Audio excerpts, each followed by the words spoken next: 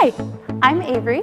We're gonna get into mixing buttercream. These are the tools we'll need to mix our simple buttercream. We're gonna need a mixer, either a stand mixer like a KitchenAid or a handheld mixer. Either one works fine.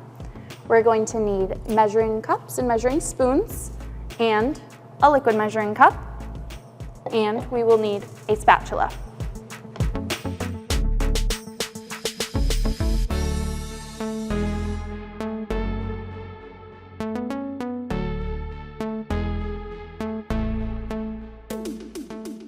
Next, we're gonna get into the ingredients and mixing the buttercream. So we will need powdered sugar, clear vanilla. It's important that this is clear because it won't dye your buttercream or turn it off white. Salt, water, and shortening. It's important to use shortening because it is more temperature stable, unlike butter and margarine, which will melt at a lower temperature. This will keep your cake staying strong in the warm weather. Next, we're gonna get into mixing. So first, you wanna have all of your ingredients measured out. It'll make it go a lot faster and a lot smoother. The first step is combining our water and our salt. This is important because we wanna dissolve our salt in our water. That way, once we frost our cake, the salt doesn't dissolve into our buttercream and give us little spots in our color. The next step is adding our vanilla.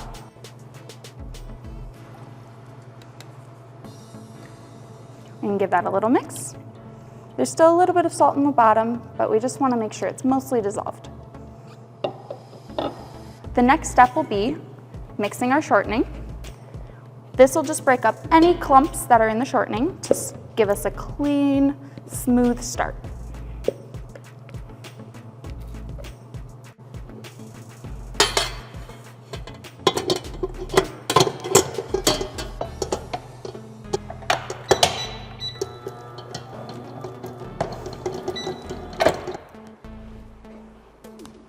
It's important to give this a scrape down. That way you don't have any that is not mixed because it's not on the bottom.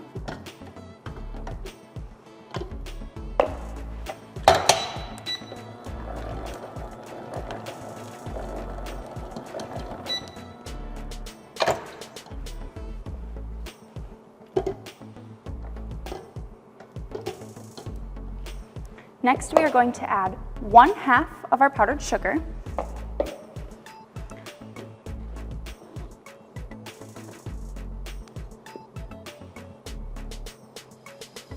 This does not have to be exact, just a rough guess is okay. And we are going to add 1/2 of our water, salt, and vanilla.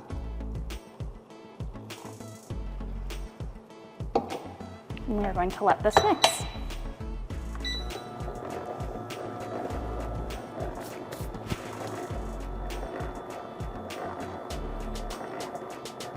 We're going to let that mix for about a minute, making sure to scrape down anything that's stuck on the top and anything that's stuck on the bottom of the bowl.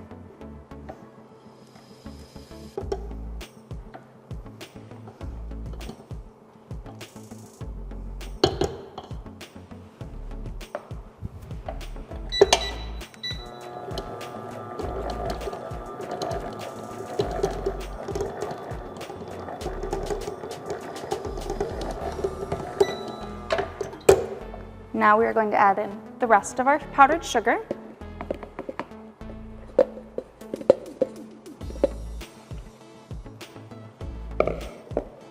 And the rest of our water and vanilla.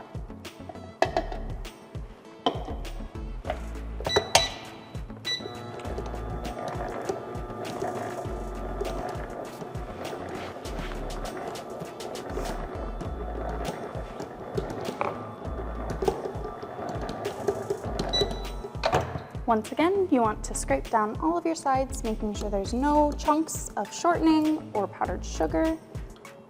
That way we get a nice smooth frosting and no lumps in our final product.